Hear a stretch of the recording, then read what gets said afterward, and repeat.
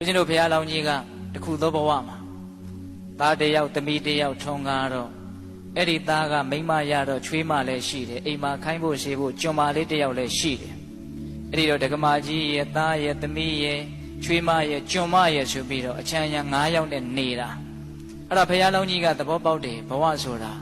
ဧည့်သည်ပဲဆိုတာသဘောပေါက်တယ်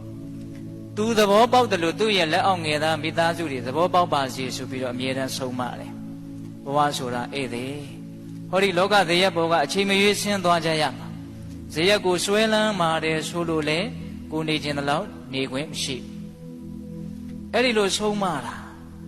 အဲ့ဒီလိုဆုံးမတော့မိသားစုတစုတုံးကလည်းပဲဘဝဆိုတာဧည့်သည်အကြောင်းဆုံလို့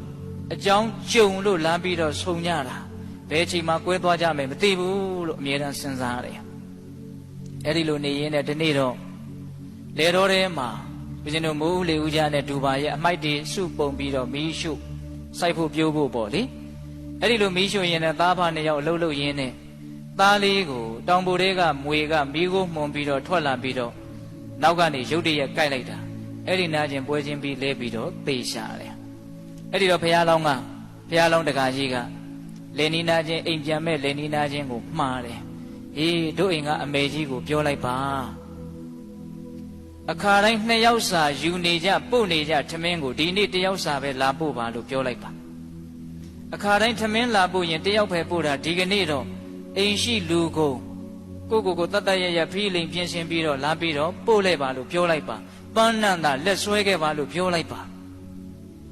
အဲ့ဒီလိုလဲပြောတော့ဒကမာကြီးကခေမာထေတီအလောင်းဆိုတော့ညံရှိတယ်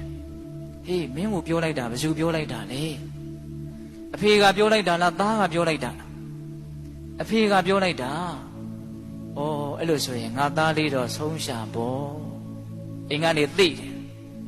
2ယောက်စာထမင်းပို့နေကြ1ယောက်ပဲမှားတယ်ဆိုတော့1ယောက်မရှိတော့ဘူးပေါ့ဟုတ်လားအကုန်လုံးလာခဲ့ရမယ်ဆိုတော့နောက်ဆုံးခရီးကလေးမို့နှုတ်ဆက်တဲ့အနေပေါ့သဘောပေါက်တယ်နော်ဒကမာကြီးကအဲ့ဒါနဲ့အိမ်ရှိတဲ့လူတွေကိုကဲငါသားတော့သေးပြီဟဲ့သမီးမင်းအကိုတော့သေးပြီချွေးမကိုလည်းမင်းယောက်ျားတော့သေးပြီအေးတို့စဉ်းစားခဲ့တယ်ဘဝဆိုတာဧည့်သည်အခုအဲ့ဒီဧည့်သည်ကအရင်လက်ဥစွာဒီဇဲဘောကဆင်းသွားပြီတို့ကိုနှုတ်တောင်ဆက်မသွားဘူးအဲ့ဒါနဲ့အိမ်ရှိလူကုန်ပန်းနန္တာလက်ဆွဲပြီးတော့လေတော်ကိုလိုက်တယ်ဟိုရောက်တော့ထင်းတဲ့အတိုင်းပဲအဲ့ဒီမှာသားအလောင်းကိုစစ်စစ်ကြည့်တမိသားစုလုံးမျက်ရည်တစ်ပေါင်းမှမကျဘူးစောစည်းစွာကြိုတင်ပြီးတော့သိမြင်ထားတဲ့အသိဉာဏ်တွေရဲ့ခွန်အားပေါ့နော်အေးမျက်ရည်မကျဘူးအဲ့ဒါကိုစုပုံပြီးတော့ထင်းကြောက်ကလေးတွေပါလေးတွေစုပြီးတော့သားအလောင်းကိုနေချင်း